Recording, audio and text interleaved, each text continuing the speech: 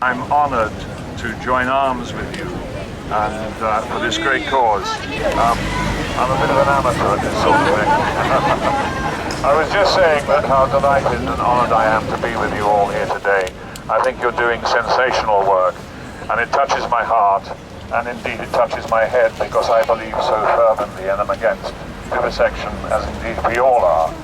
I was thinking as I was coming here what a strange animal we humans are, because I think apart from lemmings, we're the only species on the planet that collude with our own destruction.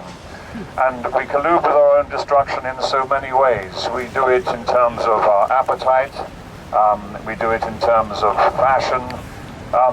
It's one of the reasons why I became a vegan. I became an ethical vegan because I feel that so many of the things that human population impose on other species is destroying both us and our planet. And anyone who hasn't tried it, I urge you to try it, because I believe it to be the most sensational lifestyle. It connects my head and my heart without any obstruction, and it helps me sometimes speak more clearly than I may be speaking at the moment.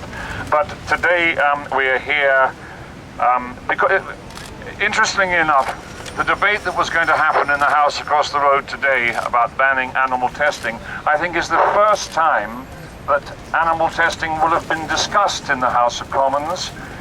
It's a procedure that's been happening for about 200 years. It is shocking, it is disgusting, and it is of course a waste of time, because animal testing is a total failure in terms of a predictor for human diseases. In fact, any other business that had a 90% plus failure rate would be out of business. And the 10% that actually gets through is luck and not science.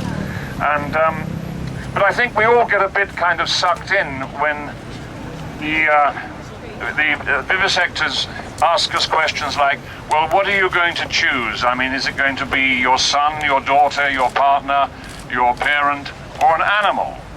And of course, the general population will say, well, I choose an animal if anyone has got to suffer. And this is also linked to the fact that we are committed to dominion, because we believe that we have power over all other animals, and if we're prepared to eat all other animals, then why not use them for medical research or anything else? It's absolutely shocking.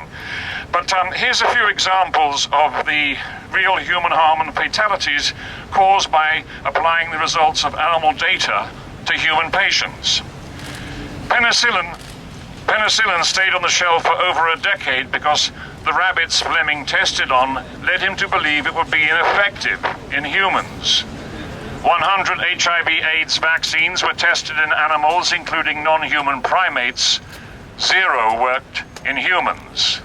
Scientists were misled about how HIV enters the human cell because of studies in monkeys.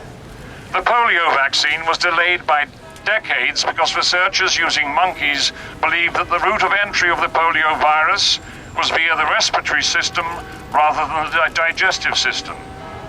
The inventor of the polio vaccine, Dr. Albert Sabin, testified under oath in the US House of Representatives, stating progress was long delayed by the erroneous conception of the nature of human disease based on misleading experimental models of the disease in monkeys.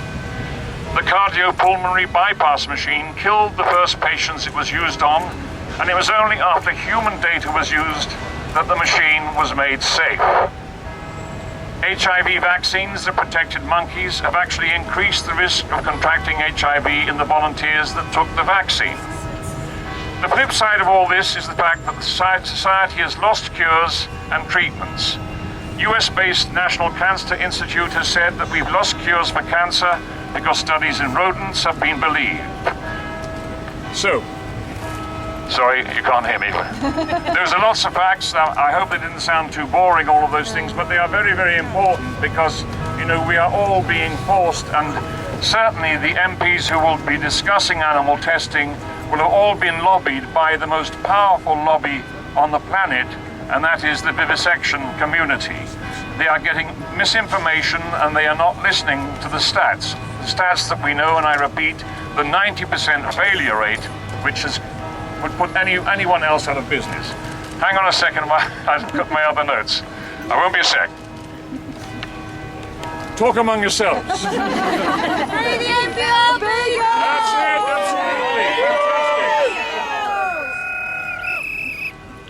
Say it again. Free the MBR beagles. Yes, absolutely. Now, I'm sure a lot of you may have heard of an ethical policy that was introduced in about 1959. That's about, how many, 59 years ago or something, or called the 3 R's. Are you all familiar with the 3 R's? Yes, the reduce, refine and replace. Now that is the very policy that is handcuffing charities like PETA and the RSPCA and many of the big charities from campaigning in a very aggressive manner to end animal testing, because they have to campaign within the confines of the 3 R's, and the final part of the 3 R's, which is replace, with when an alternative is found to animal testing. Well, of course, animal testing is such a total failure. The only alternative to animal testing is animal testing, because what you need to find is a viable replacement, which of course animal testing isn't. So there's my agent arriving there in that, telling me to get on. Hang on a sec, thank you.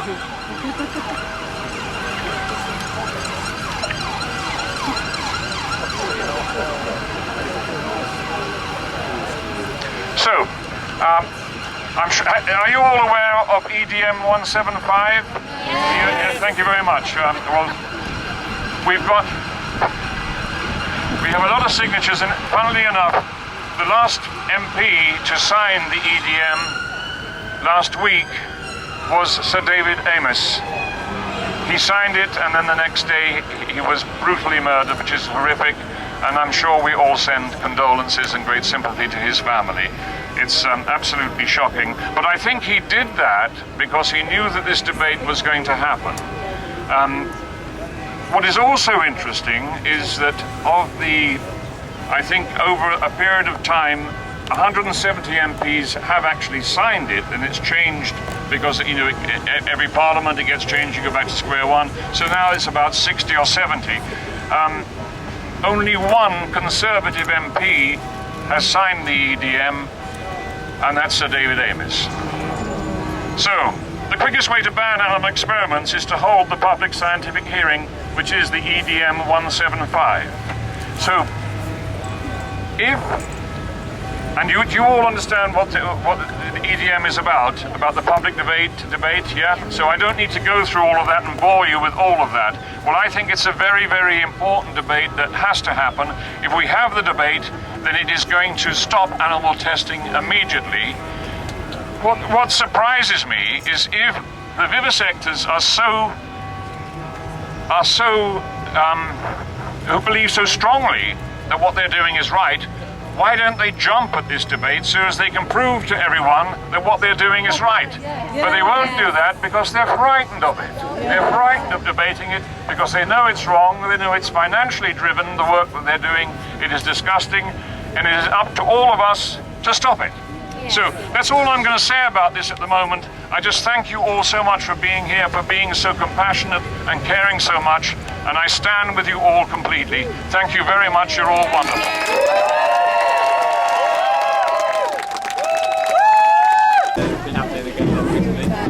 Just as we parked up, we had a little bit of a little bit of a